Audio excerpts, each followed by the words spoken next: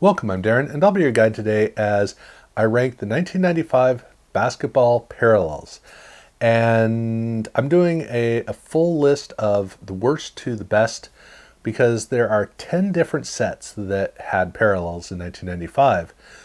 Only not exactly 10, there are 9.5 card sets that had parallels, but 3 of those sets had 2 different parallels in them.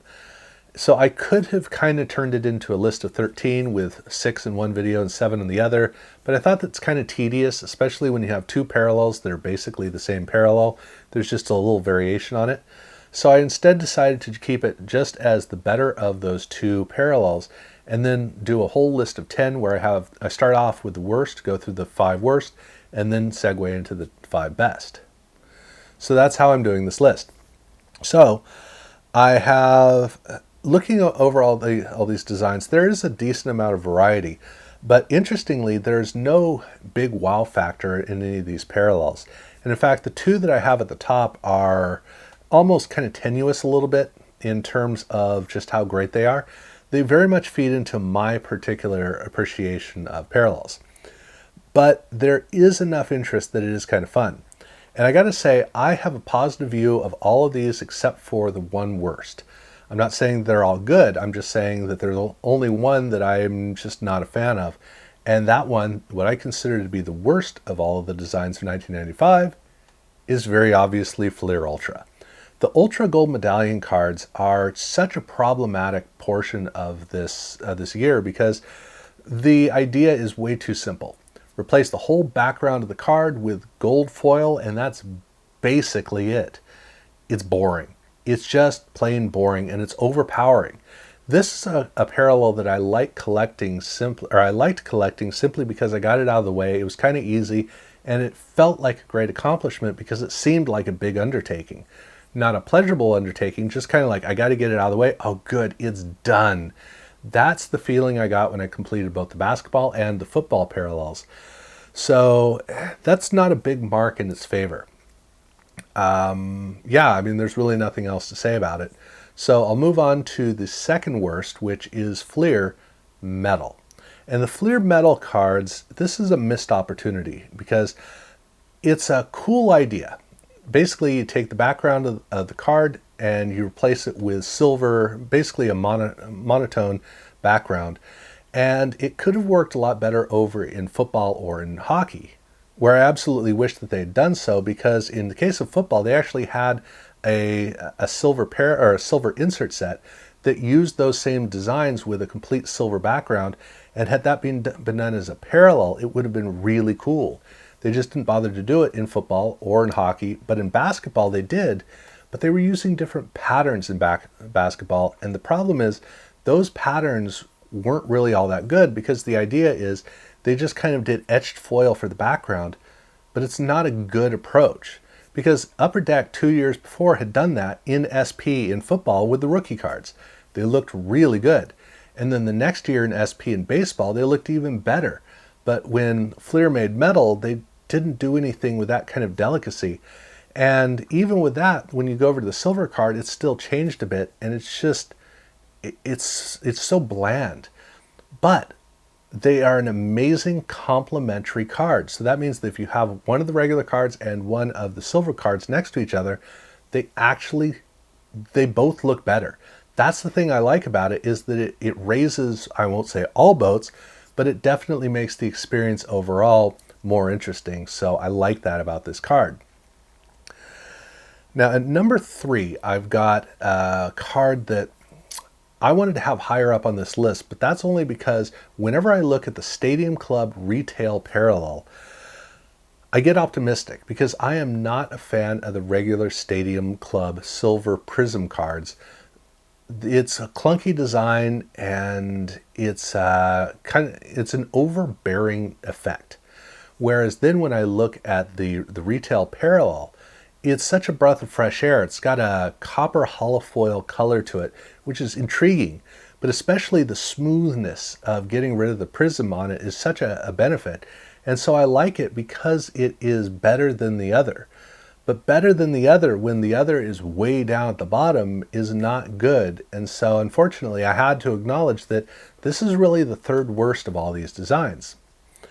One of the designs that I consider to be better than that is Jam Session. Now, Fleer Jam Session is a card set that it was designed around kids entirely. I mean, when you look at these regular cards, they are clearly designed as kid pop art. That's the whole point of the card, and it does a good enough job. The only problem I have with it is, well, I'm not a fan of the text, but the big thing up at the top, it takes up too much space. But boy, this is so much better than the subset where they took the biggest stars and they made puzzle pieces. And this is just an obnoxious card design, really terrible. However, when you look at the parallel of the card, you go, okay, it's a little bit better, but at least now the puzzle piece makes sense, because when you put two pieces together, they become one, and that's the fun of it, is it's a game. And I give so much credit for them for creating that, where the fun factor of these cards is actually really strong. It does not totally overpower the blandness of the design, but at least makes it more interesting. But that's not what's going to hold this card up in, fun works nice, but at the end of the day, you got to look at the card. But that's where the base cards, the die cut parallel of those come through, because now that whole feature at the top is largely gone. And the pattern up at the top isn't necessarily a great pattern, but it gives a better aesthetic strength to the card. So this card definitely makes these cards in both portions look a lot better. And that's why I have it here at number 4. Now, the number 5 worst card, so the one that is the best of all the worst cards, that is Topps. And if you're thinking, well, now wait a minute here, Topps did not do a parallel in 1995. Well, they actually did do that in hockey, but we're not looking at hockey. They did a subset at the beginning of the set that is, they did a parallel of that called Power Boosters. And the Power Boosters cards are a complete parallel of all those early cards. And then in Series 2, they took random stars from the set and they did the same thing as well. And these are parallels because the numbers are the same. Only they're not parallels because it's a partial skip number set.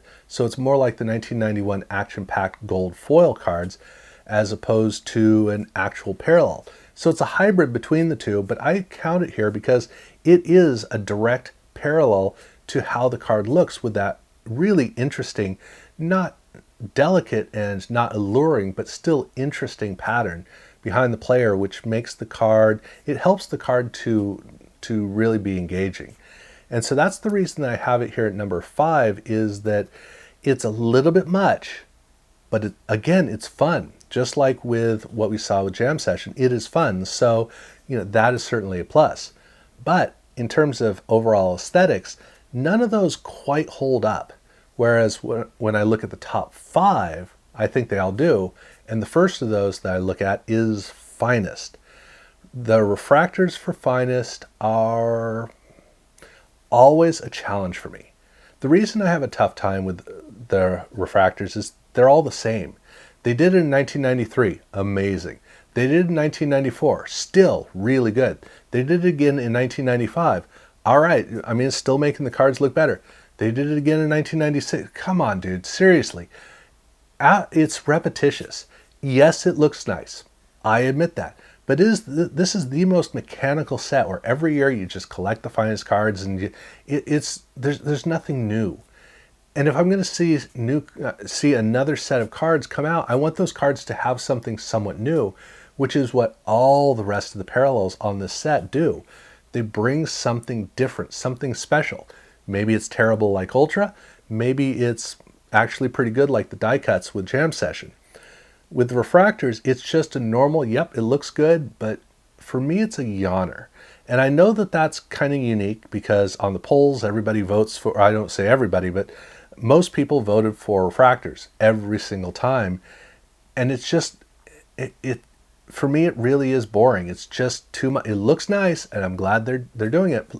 Bring something to it, and it would take a while until we would see that. So I have it at number 5, simply because been there, done that. At number 4, I've got Collector's Choice. And with Collector's Choice, the Players Club cards are a perfectly decent parallel. They do something a little bit different for the border. That's fine. They have a logo on there. That's fine. It does make the cards look a bit better. All that's fine. There's no wow factor to it. But when you look at the Platinum Players Club cards, now there's a wow factor to it, which interestingly starts with something I don't even like, which is a chromed background. And yet in this case, it actually kind of works. But the reason it works is mainly because they have a silver foil stamped logo. Or in Series 2, it's a holofoil stamped logo, which is different. And having that contrast is what makes that whole background actually kind of work and make it engaging.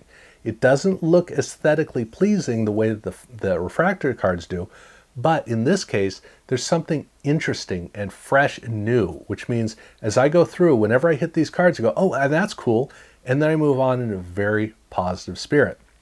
So it's an awkward one for me, but I put that at number 4.